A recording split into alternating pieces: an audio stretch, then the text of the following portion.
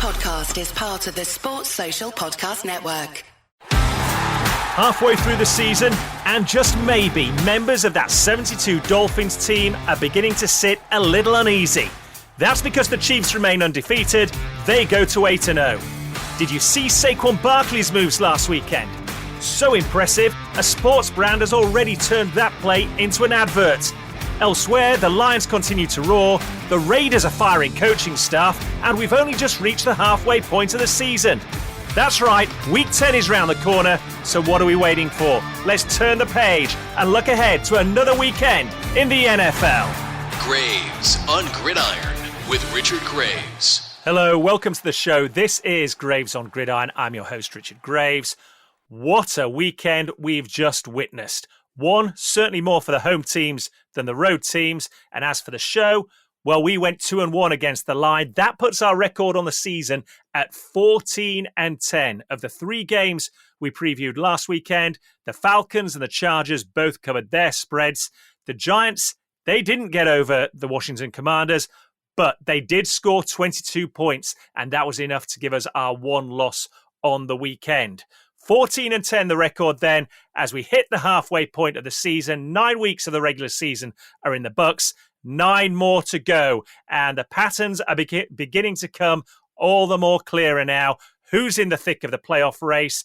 Who are already looking ahead towards next season? And of course, whisper it quietly if you're a Las Vegas Raiders fan. But it appears their ownership has had just about enough. It hasn't gone the way they were hoping at the start of this season, and we already saw members of their coaching staff being allowed to leave the building permanently this past week after another disappointing loss for them. They are not included in the 3 games we're previewing this weekend as we look to build on that 14-10 record against the line, and we will start in Florida with the Tampa Bay Buccaneers, 4-5 on the season, hosting the San Francisco 49ers, who come into this matchup with an even 500 record, 4-4 on the season, and they come into it off of a bye week. And it looks an ideal matchup, you have to say, for the San Francisco 49ers, who are going against a depleted Tampa Bay Buccaneers team, who are playing, remember, on a short week as well. They played on Monday Night Football in Arrowhead Stadium against the Kansas City Chiefs and ended up losing a heartbreaker in overtime. Contrast that with the Niners, who are rested. They're boosted by the impending return of star running back Christian McCaffrey. He hasn't played a single snap competitively this season, but he has been back in training. He is designated to return. They've got a 21-day window. Do not be surprised if we see him in action this Sunday. No question. The Niners offense has struggled this season without him, but halfway through the campaign, we've already said they're at 4-4. They're just half a game back from their NFC West leading rivals, the Arizona Cardinals. And yet for the Tampa Bay Buccaneers, it's a very different story, isn't it? Baker Mayfield at quarterback, they're always going to be competitive. They show grit, they show fight, they scrape, they scratch, they claw, they get under the skin of opponents. They're always in games. We saw that again on Monday night, taking the Kansas City Chiefs to overtime. In fact, they were leading by 7 in the final quarter of that game before Patrick Mahomes found a way once again to engineer a comeback for the undefeated Chiefs. But you can't get over it. They don't have star wide receivers Mike Evans and Chris Godwin.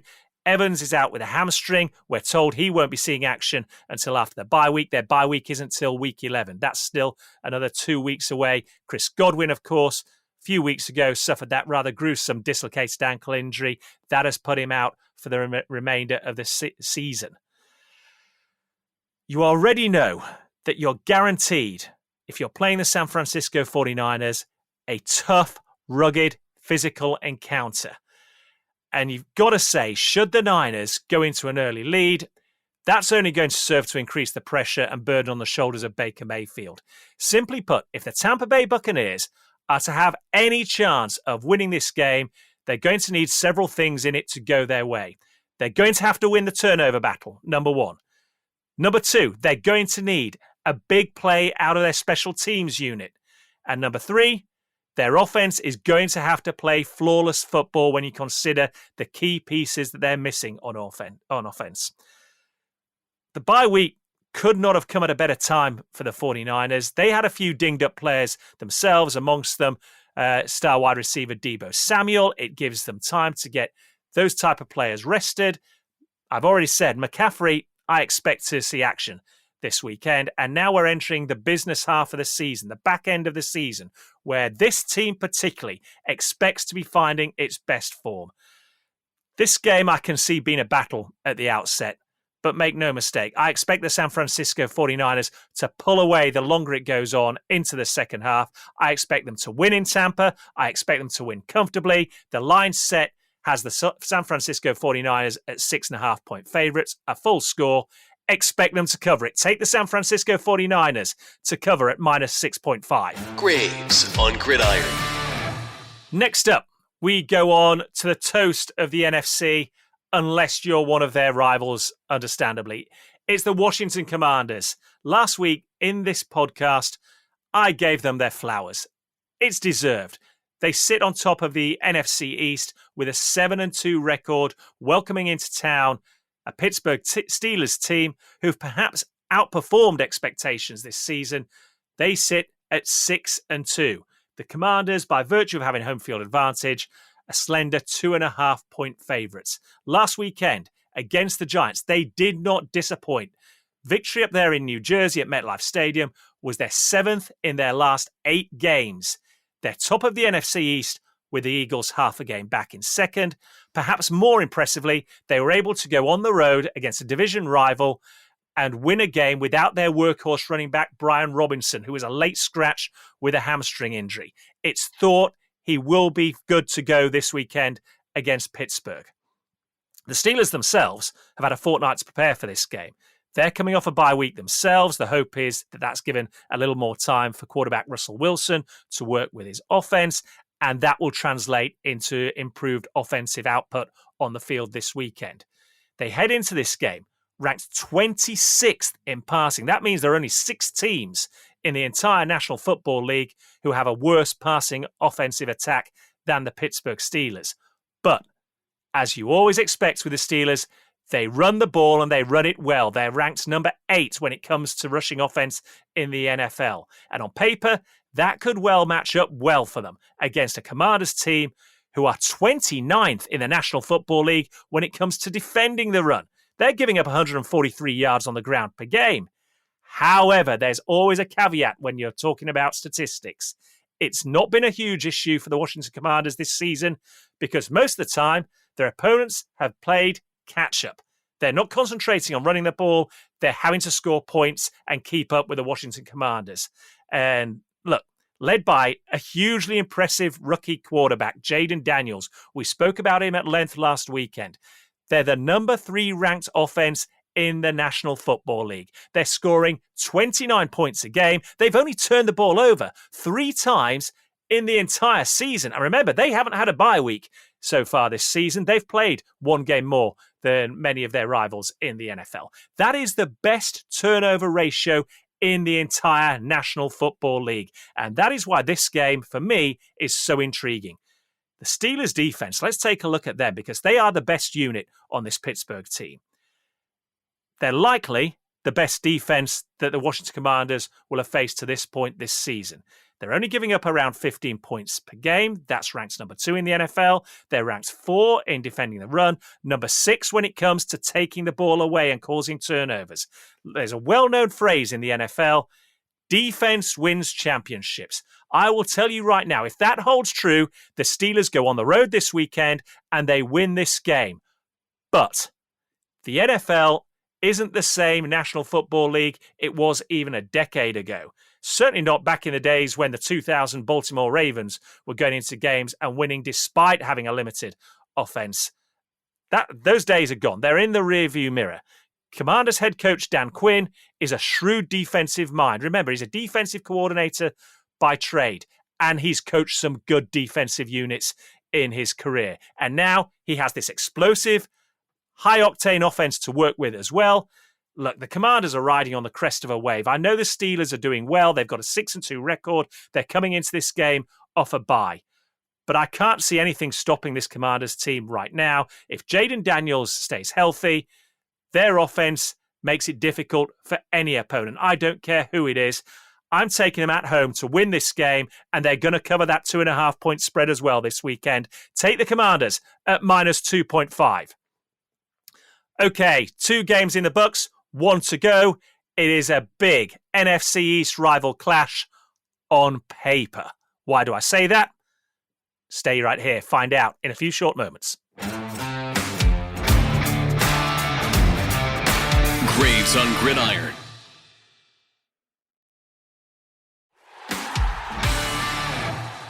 Welcome back to Graves on Gridiron. We've already previewed 2 games for their Week 10 slate in the NFL. 1 remains, a big NFC East matchup on paper. It's the Philadelphia Eagles traveling to the Dallas Cowboys. It's in the late window on Sunday afternoon, Sunday night, UK time. Why do I say on paper? Well, at the start of the season, no doubt, when this game was selected for that primetime late window, everybody was expecting a top of the NFC East battle. This is certainly not it. The Eagles are living up to their end of the bargain. They have a 6-2 record. They're just half a game back of the division-leading Washington Commanders.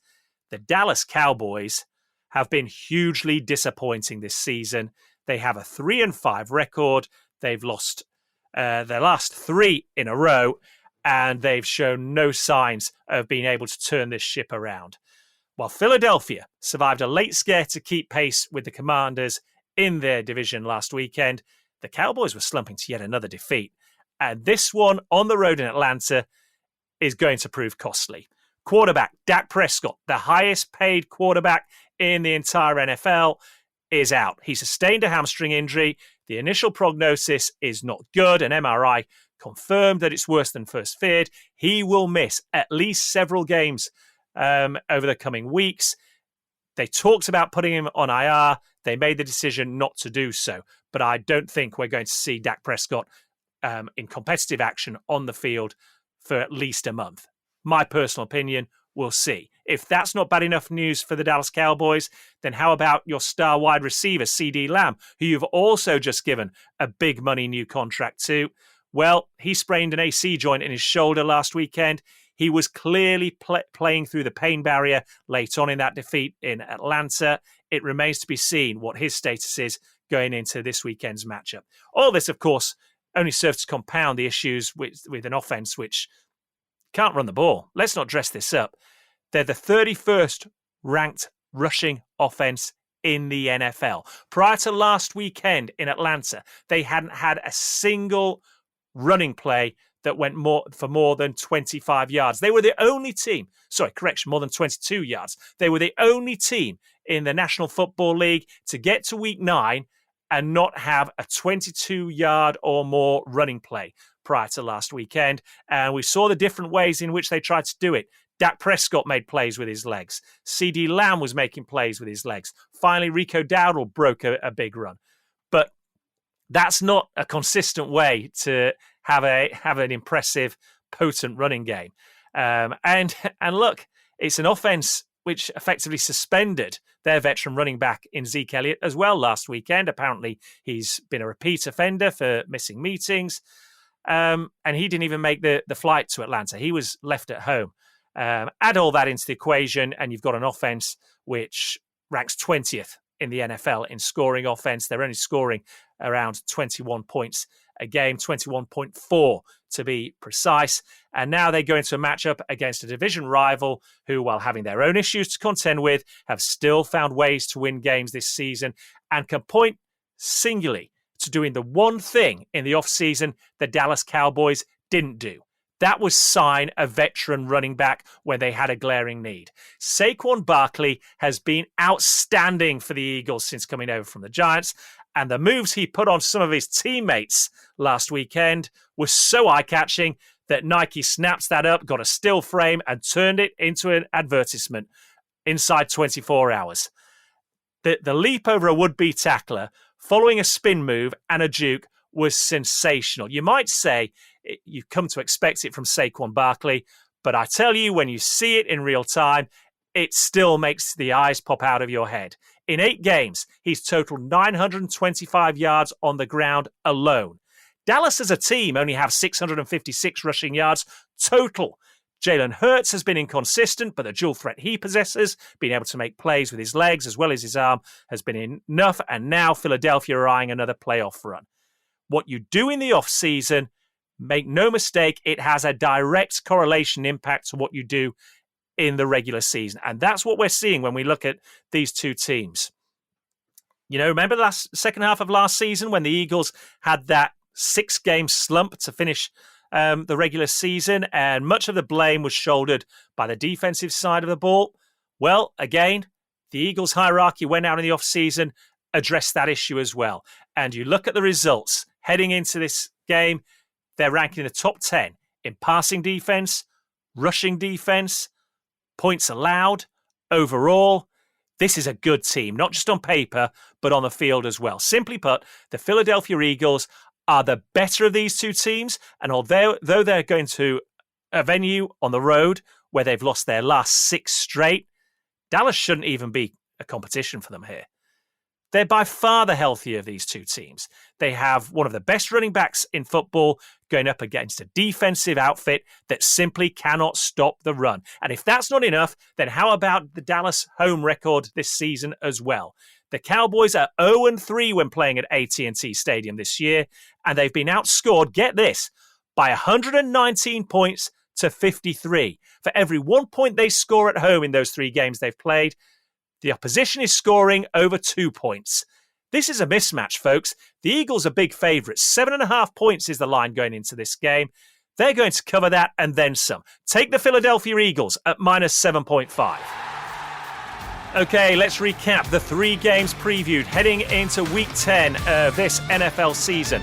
We start in Tampa Bay. The Buccaneers hosting the San Francisco 49ers.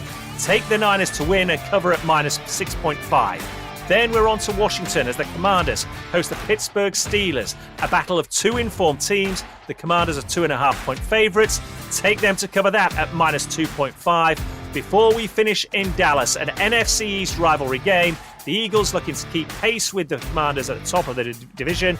They come up against a poor, depleted Cowboys team. The Eagles heavy favourites. Take the Eagles to cover at minus 7.5 points. As I always say at this point in the podcast, first and foremost, folks, remember it's about enjoyment and having fun. So if you are looking to get involved with this week's games, keep that at the forefront of your mind. The action itself is plenty entertainment enough. This is just a complimentary facet of that. As always, I love to hear your thoughts. You can get in touch with me via social media. On X, it's at RichardGraves1. Equally, if you want to read a bit more in-depth detail about the 3 games we've previewed this week, then go to my website, rdgmedia.uk, click on the Talking Sport app, and there you will see in the blog, Overcoming the Odds, 3 games to watch. You can read it all about this week's games. And equally, we're on Instagram as well, rdgmedia.uk. Whichever is your social media choice of preference, hit me up. I'd love to hear from you and get your thoughts on this week's games. That is all as we head into Week 10, folks. Enjoy it. Let's hope for at least as much excitement as we had in Week 9, hopefully more, and let's see if we can keep this winning record going. Looking to improve on a 14-10 record against the line, heading into Week 10. Enjoy it. So long, everybody. Subscribe to Graves on Gridiron wherever you listen to podcasts. And keep up to date with the latest on Twitter. Search for Richard Graves 1. That's Richard Graves, the number 1.